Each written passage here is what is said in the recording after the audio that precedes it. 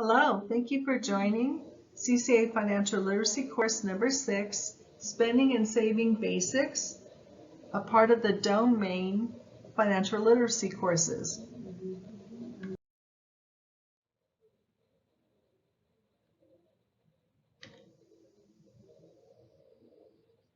If you really want to save money, make plans to spend it. Do you ever have trouble paying bills at the end of the month? Do you ever regret spending money or wish you'd made a different spending decision? Does cash ever seem to leak out of your wallet?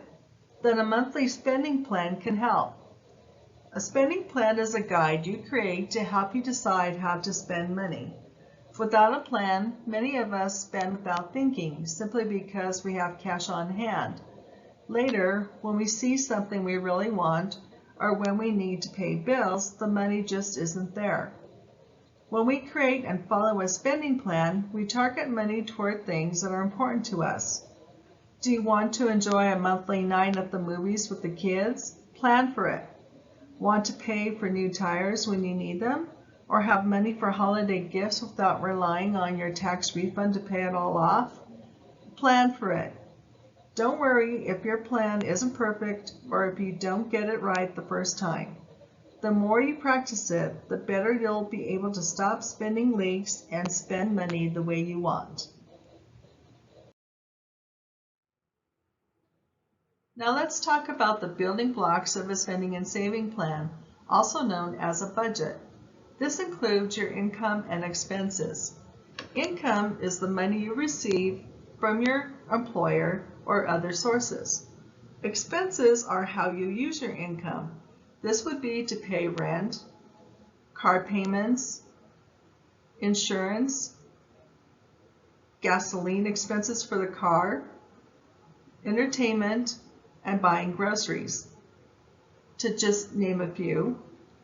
Over the next few screens, we're going to compare income and expenses so you can understand where your money is going and how to make adjustments accordingly. When you compare your total net income minus your total expenses, if the difference is 0, your income equals your expenses. This means that you have enough money throughout the month to pay all of your expenses, but you're not going to have any income funds remaining for the end of the month. This would be a good time to go back and look at your expenses and cut anything that's not needed. If your number is positive, you have more income than expenses. This is a good sign, and it shows that you're on the road for a healthy budget. This means that you have enough money in your account to not only pay all your expenses, but have little extra to get through the end of the month in case an emergency arises. If your number is negative, you have more expenses than income.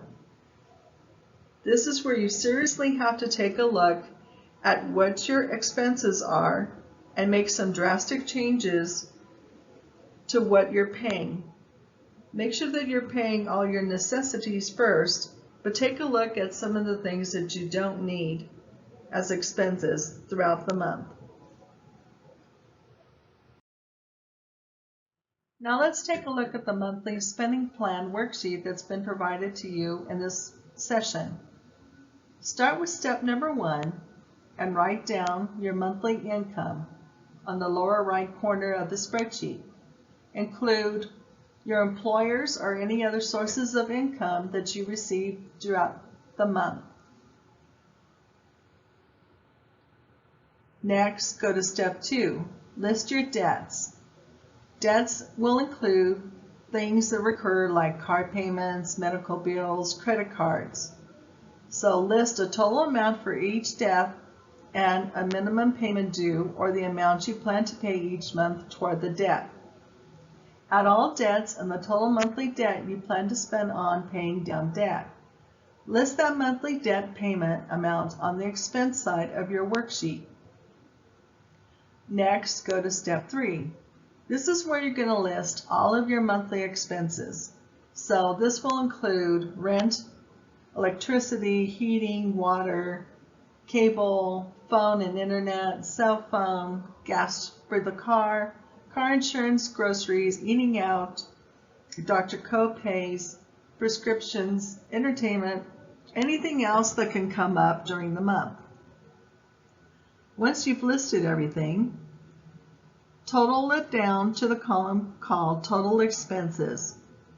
Next, you're going to write the total monthly debt payment from step number 2 below the total expenses. Add both the total expenses and the total monthly debt payments together to get the total monthly spending. Now you're going to carry the monthly spending amount over to the column under where you included your income. Subtract your income from your monthly spending. If the difference is 0, it's like scenario 1 that we talked about on the last screen. You have enough income to pay all your expenses, but you don't have anything left over. That is what is showing on this example. Now, if you had a positive number in the difference column, that's scenario 2 that we discussed, that you have enough money to pay all your expenses with leftover funds for the rest of the month. If the difference amount is a negative number, then that's the last scenario where you have to go back and cut some of the expenses that you're showing in your basic living expenses.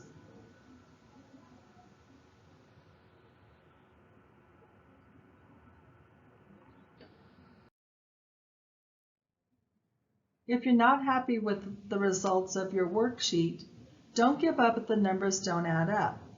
Ask yourself the following questions. Can I increase income? Are debt payments dragging me down? Could I decrease spending? Track spending and set money aside? Sometimes there's just not enough money. Pause here and read the details on each of the topics. Remember to be patient with yourself and keep trying. Building a spending plan is a process, not a one-time event. Check your plan often and make changes to help it fit your situation. The more you work with it, the better it will work for you.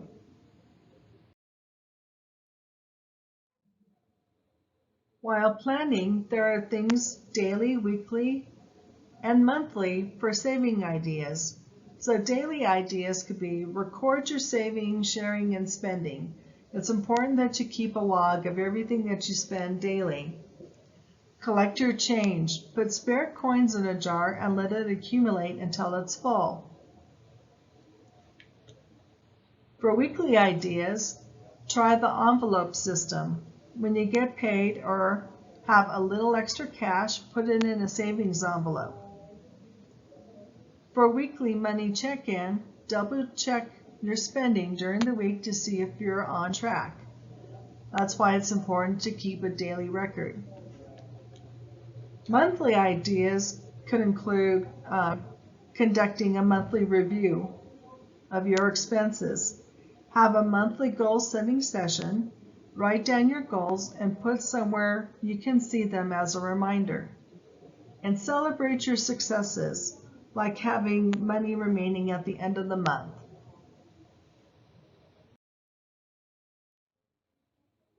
Increasing income can help cover expenses if you, once a month, find something to sell.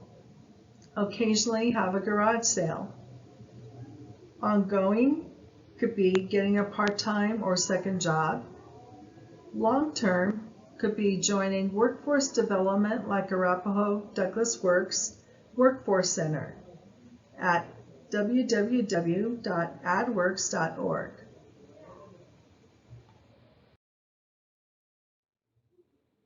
Let's talk about decreasing expenses. This helps you think about needs, wants, and obligations. Conserve. What can you get cheaper or use less of? If you're looking at that brand new iPhone,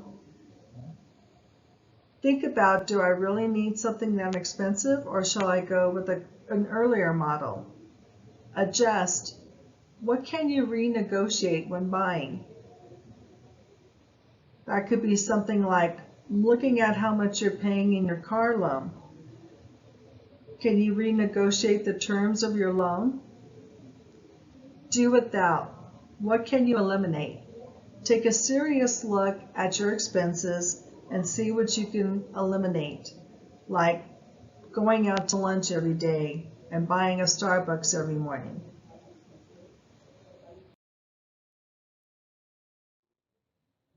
Let's talk about what is saving.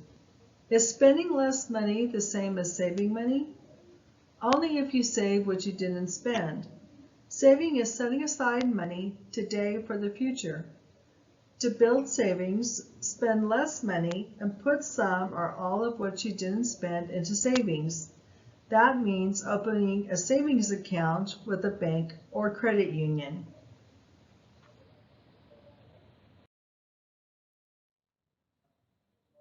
You're probably asking, why save money? Saving money can help you achieve your short-term or long-term goals. Short-term could be like buying a car in the next year, or long-term goals might be getting a college education and getting your master's degree. It's also a way to build wealth. It's also great for emergencies. It also helps when there are times that there's less income and more expenses coming in. It gives you great peace of mind because you know you have that little extra stored away in case something happens. And then it also helps you get and keep a job. Here are some quick tips for finding money to save. Check these strategies you think would work for you. For any strategy that helps you spend less, you must take what you didn't spend and set it aside where you keep your savings. That is how you build savings. If you use an ATM, be ATM savvy. Ask your financial institution what automatic teller machines, ATMs, you can use without paying a fee. If you were paying ATM fees in the past, put that amount of the fees you avoided into the savings account. You'll be surprised how much those few dollars add up over time. Also, bank on it. Shop around and open a free or low-cost checking account at a financial institution. If you save money, perhaps by not paying fees to cash checks, put the money into your savings. Then there's brand bias. Before you buy something, consider whether you are paying more money only to get the brand name. It may be worth the extra cost, but sometimes a different brand or generic item can be just as good or even better. If you spend less money, add it to your savings. It's important that you think where to put your savings. There are many options. Each one has advantages and disadvantages. Keeping it at home. Advantages: you're not charged fees. There aren't any rules for taking out the funds. There aren't any additional costs to maintain the account. It's convenient and it's easy to access.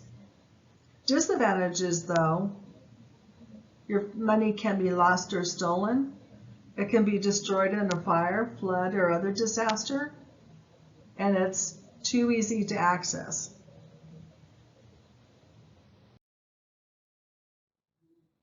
Another option of where to put your savings could be with a friend or family. These advantages include no fees, no additional cost to maintain like at a bank, may be convenient, may keep you from spending the money so you can build your savings. But the disadvantages: the money can be lost or stolen, can be destroyed in fire, flood, or other disaster, and could strain the relationship if something happens to the money. Also, you may not have quick access to the money if you need it.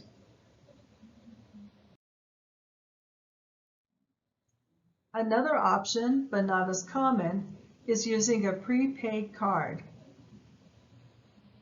Advantages to this would be it's easy to get your funds, electronic online functionality, meaning you can check your balance, It's convenient, can be used like a credit card, might be able to directly deposit wages onto the card and automatically move funds from the card to savings. Some of the disadvantages are fees, theft or loss, review card agreement to find out if you are protected from theft or loss, might not have federal deposit insurance like you would at a bank or a credit union, which guarantees up to $250,000 per account. Might not be possible to easily move money to savings, and might have an expiration date. One of the best ways is to open a savings account. Advantages here would be your deposits are federally insured with financial institutions insured up to $250,000 by FDIC, banks, or NCUA credit unions. You may be able to directly deposit wages into account, may be able to automatically move money from checking account into a savings account, which may earn interest and is easy to access. You'll also establish a banking relationship. The disadvantages: monthly recurring fees can vary, not always the best option for saving money for long-term goals because interest you earn may be lower than with other types of savings. You may have a limited number of withdrawals, so it would be best to check all of these points with the credit union or bank you're thinking about opening the savings account with.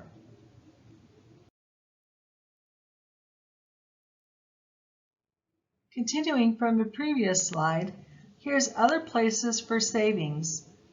You could open a money market deposit account, a certificate of deposit, also known as CDs, U.S. saving bonds, retirement accounts from your employer, individual retirement accounts or IRAs, investments such as stocks, corporate bonds, and mutual funds.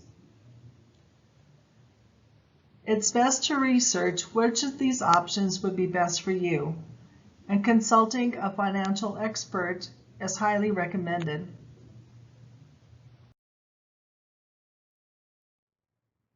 Remember this important tip from earlier. When opening a savings account, make sure that the bank or credit union has savings deposit insurance.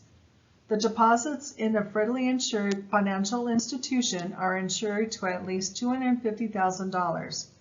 Make sure you see the below symbols on either the windows of the institution or on the website.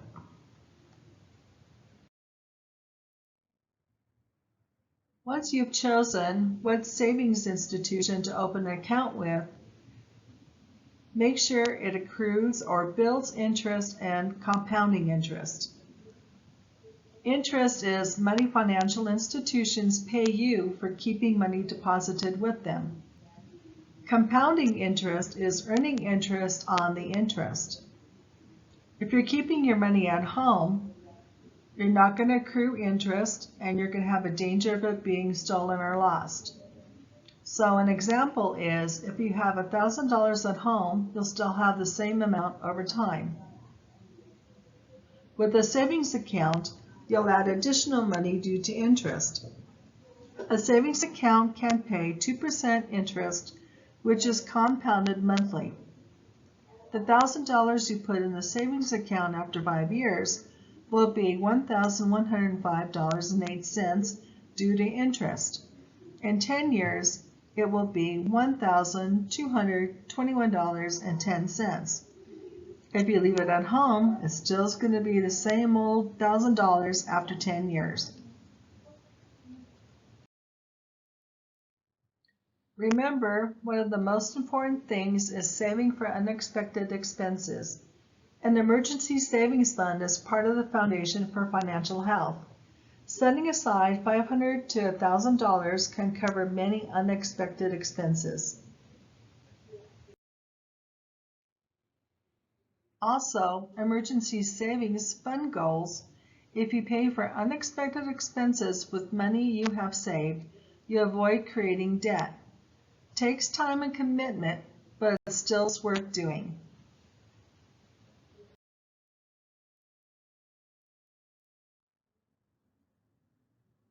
When looking to save, remember to create SMART goals that are S, specific, I want to buy a car. M, measurable, are attainable, not impossible to achieve, realistic, and relevant to your needs. A, action-oriented. I will save $100 per month for 5 years to put a $6,000 down payment on my car. R, reachable. I will buy a used, affordably priced car, not something new and expensive. And T, time-bound. I will have saved money in 5 years to buy the car.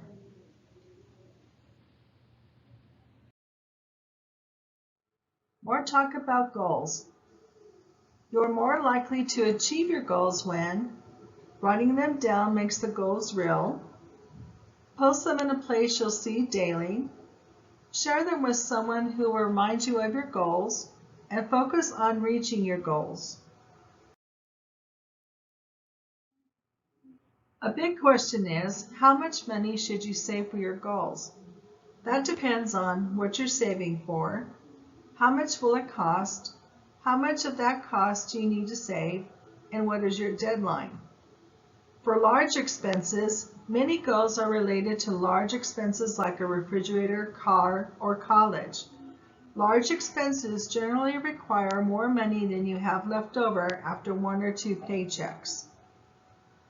This will be called a long-term goal. Let's look back at the key spending and saving takeaways from this course.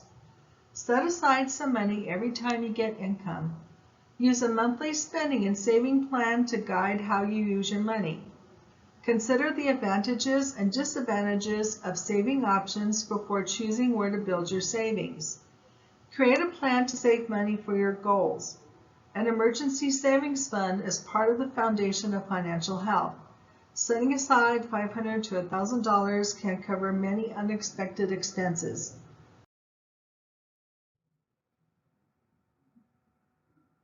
Thank you for joining the Spending and Saving Basics course number 6, part of the Domain Financial Literacy Program.